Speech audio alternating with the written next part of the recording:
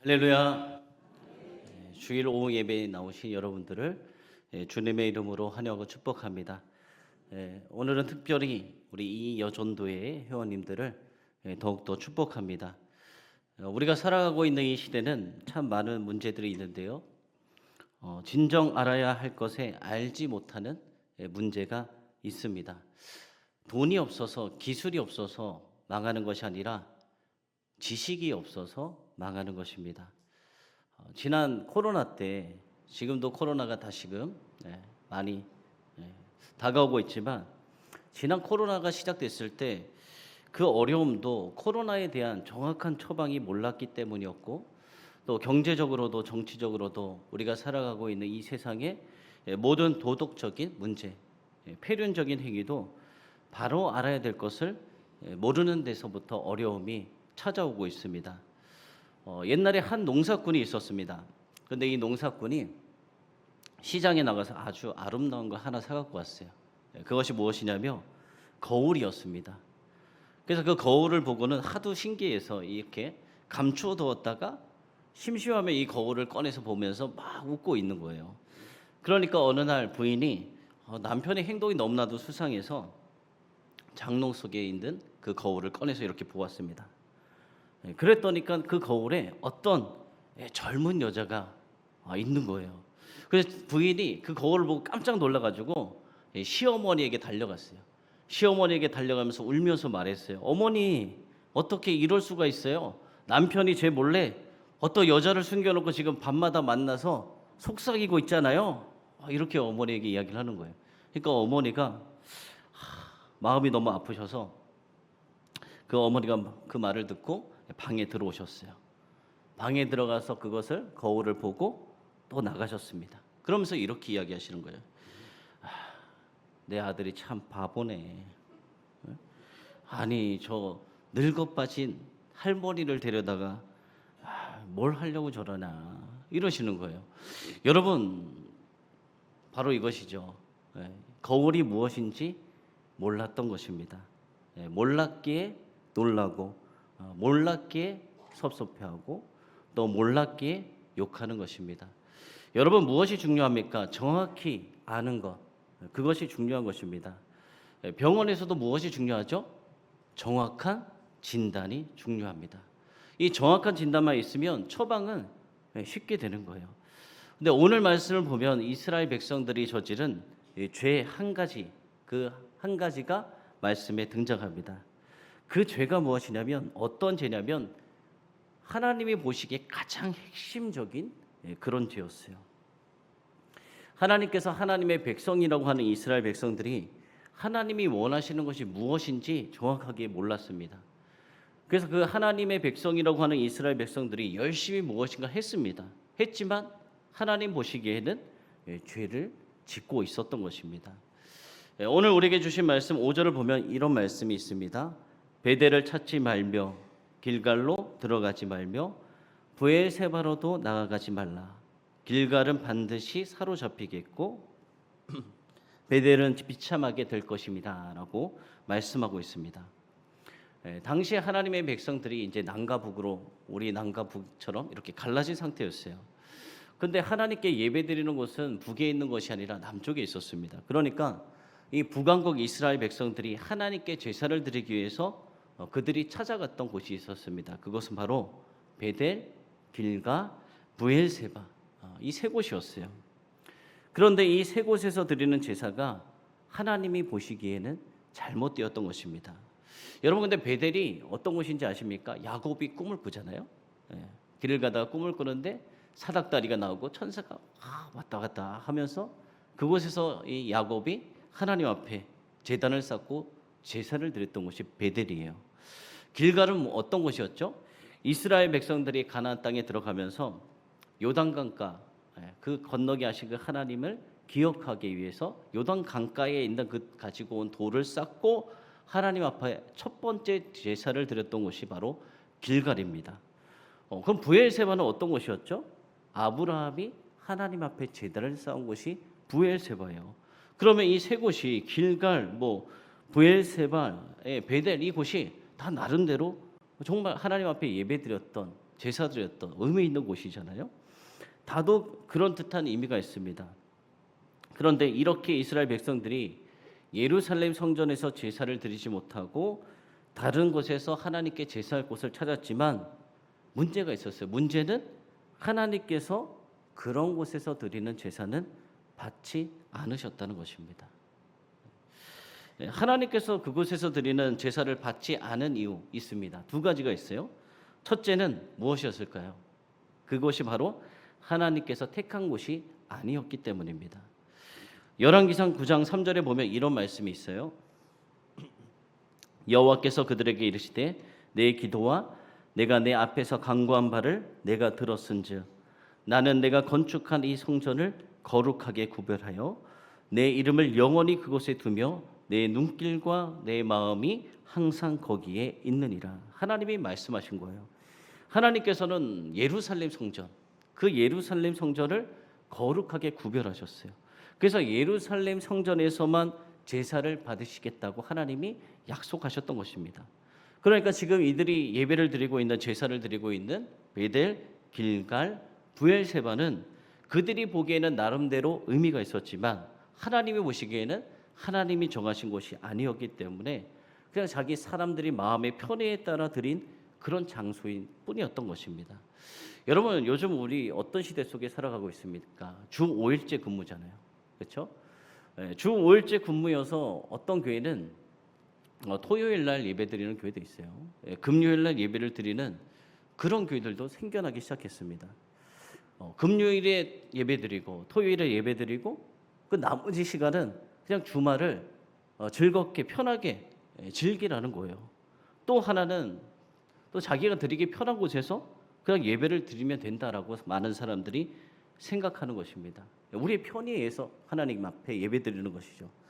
그렇다면은 이런 예배를 그러면 하나님 받으시는 분이 누구인가요? 하나님이시잖아요. 그럼 이런 예배를 우리 편의에 의해서 그냥 드려지는 예배를 그럼 하나님이 기뻐 받으실까라는 것입니다.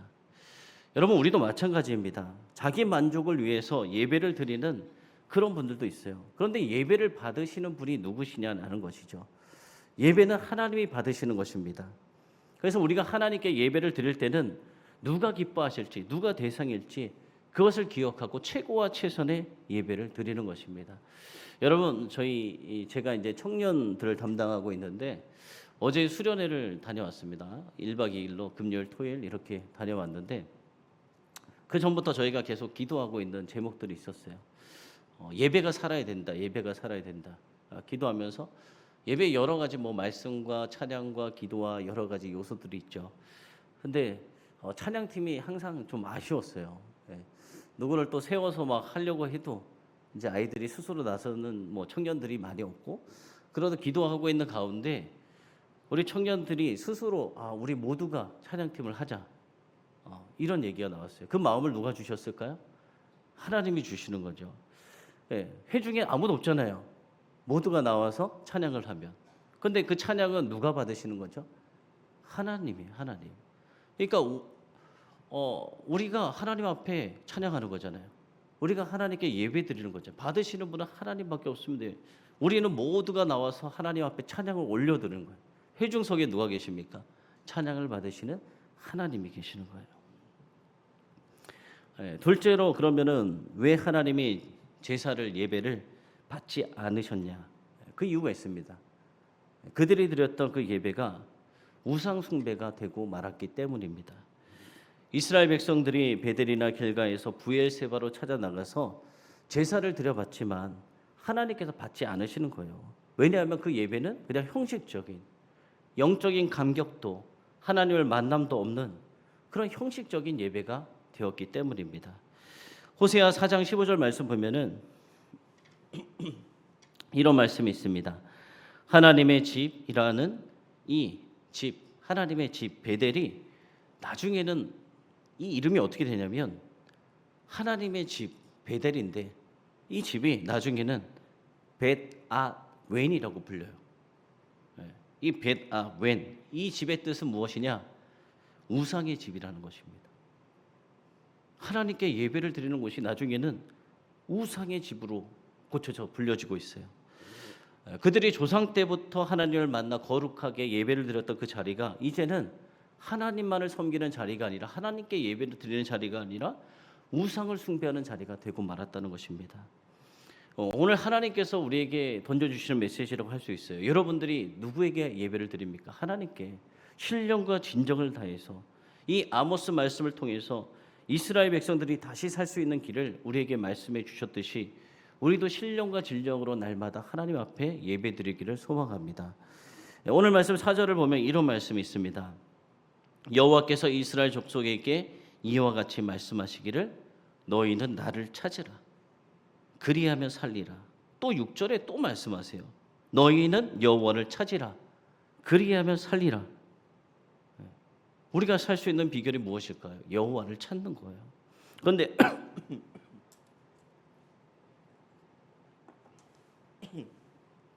그런데 그 다음을 보면은 그렇지 않으면 그가 불같이 요셉의 집에 임하여 멸하시리니 베델에서 그 불들을 끌 자가 없느니라라고 말씀하십니다. 여러분, 우리가 이 세상을 살아갈 때 살 수 있는 방법이 있습니다. 무엇일까요? 무엇이 우리를 살게 합니까? 여러분 답을 알고 계시잖아요. 여러분은 하나님을 만났기 때문에, 그리고 그 방법으로 지금까지 살아와셨기 때문에 압니다. 여호와를 만나야 된다. 여호와를 찾아야 됩니다. 그래야 우리가 산다는 것을 압니다. 내 마음, 내 중심이, 내 심령이 여호와를 위해 여호와 앞으로 날마다 우리가 나아가는 것입니다. 그리고 그때 무엇이 임할까요? 하나님의 성령의 불이 임하게 되는 거예요. 하나님의 마음을 우리가 얻게 되는 것입니다. 우리에게 어떤 문제가 있을 때 하나님을 찾고 우리가 마음을 다해서 하나님께 나아가서 우리의 믿음의 씨를 뿌려대면은 하나님께서 우리의 믿음을 보시고 마음을 여시고 우리의 모든 문제를 해결해 주실 줄로 믿습니다. 여러분, 경기도 이 양지에 가면은 기념관이 있습니다. 한국 기독교 순교자 기념관이 있습니다. 거기 들어가는 이 진입로에 보면은 교부, 초대 교부 터툴리안이라는 그 교부가 쓴 글귀가 바위에 새겨져 있습니다. 뭐라고 새겨져 있냐면 순교자의 피는 교회의 씨앗이니라. 여러분, 우리 봉산성결교회가 100년이 넘는 역사가 있었습니다. 누군가는 씨앗이 되었어요. 누군가는 정말 피 흘리며 눈물 흘리며 세운 교회가 우리 봉산성결교회입니다. 그리고 또 그 선교관에 들어가면은 정문에 들어가 보면 그림이 있습니다. 그림이 있는데 아래 위로 정말 나란히 걸려져 있는 그림이 있습니다. 아래는 어떤 그림이냐면 1866년에 평양 대동강변에서 제너럴 샤머너를 타고 이 땅에 최초로 들어온 토마스 선교사님, 그 목사님의 순교의 장면을 그려놓은 그림이 있습니다. 그리고 그 그림의 바로 위에는 무엇이냐면 한국 기독교 100주년 선교대회 100만 명이 모여서 집회하는 그런 사진이 있습니다. 아래 위로 있는 거예요. 이 토마스 선교사님의 순교자의 피가 씨앗이 되어서 이 100년 만에 1천만 성도를 자랑하는, 그래서 100만 명이 모여서 집회하는 거대한 그런 교회로 성장했다는 것을 보여주는 그림입니다. 여러분, 우리 교회의 부흥과 가문의 본성은 어디서부터 시작될까요? 누군가는 거룩한 씨앗을 심어야지만 가능한 것입니다. 훌륭한 목사님들의 그분들의 과거를 이렇게 살펴보면은 예의 없이 씨앗이 있어요. 누군가는 거룩한 씨앗을 심은 것을 우리가 볼 수가 있습니다. 부모님의 정말 그 눈물 흘림, 피 흘리면서 그 기도했던 그 기도의 씨앗, 섬겼던 그 헌신, 또 본인들이 직접 하나님을 감동시킬 만한 그런 일들을 또 하셨어요. 그것으로 씨앗을 심은 것입니다. 또 크게 부흥한 교회들을 보면은 또 누군가는 씨앗을 심은 것을 알 수가 있어요. 여러분, 우리 교회는 누가 씨앗을 심고 계십니까? 누가 씨앗을 심고 계시죠? 바로 우리 이 여전도의 그렇죠. 회원님들이 심고 계시잖아요. 우리 권사님들이 심고 계시잖아요. 우리 집사님들이 심고 계시잖아요. 우리 안수 집사님, 장로님들이 심고 계시잖아요. 이 씨앗을 통해서 하나님께서 부흥시켜 줄 줄로 믿습니다. 믿음의 큰 기업과 가문도 마찬가지예요. 그냥 된 것이 아닙니다. 예전부터 선조 때부터 거룩한 씨앗을 다 심어왔다는 것을 찾아보면 다 찾아볼 수 있습니다. 사랑하는 성도 여러분, 이제 여러분들 우리 세대만 있는 것이 아니라 누가 또 있을까요? 우리의 미래가 있잖아요. 우리의 자손들을 위해서 오늘 우리는 무엇을 해야 됩니까? 거룩한 씨앗을 심으시길 바랍니다.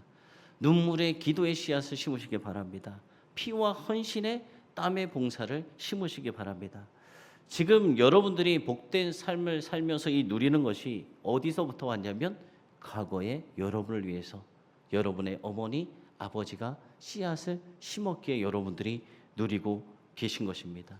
우리의 모든 자녀손들도 우리 이 여전도의 성도님들 그리고 우리 성도님들을 통해서 열매를 거두어드리는 놀라운 역사가 있게 되기를 소망하고 축복합니다. 그런데 이것은 하나님만이 하실 수 있어요. 하나님이 생명과 가정을 지켜줄 수 있습니다. 하나님이 또 하셔야 됩니다. 일의 모든 성취는 하나님께 달려 있습니다. 그렇기 때문에 온전히 주님 앞에 맡기고 기도하며 나아가는 저와 여러분들 다 되어지기를 소망하고 축복합니다. 기도하겠습니다. 하나님 아버지, 오늘은 봉산성결교회 이 여전도의 주간 예배로 드리게 하시니 주님 감사를 드립니다. 하나님이 받으시는 예배는 거룩한 하나님이 계시는 성전에서 드리는 예배, 형식적인 예배가 아니라 신령과 진정으로 하나님을 갈망하며 최고와 최선의 예배를 주님이 받으시는 줄로 믿습니다. 우리가 날마다 믿음의 씨를 뿌리게 하시고 거두시는 하나님으로 인해 날마다 기뻐하고 주님께 영광 돌리는 삶이 되게 하여 주시옵소서. 살아계신 예수님의 이름으로 기도드립니다. 아멘.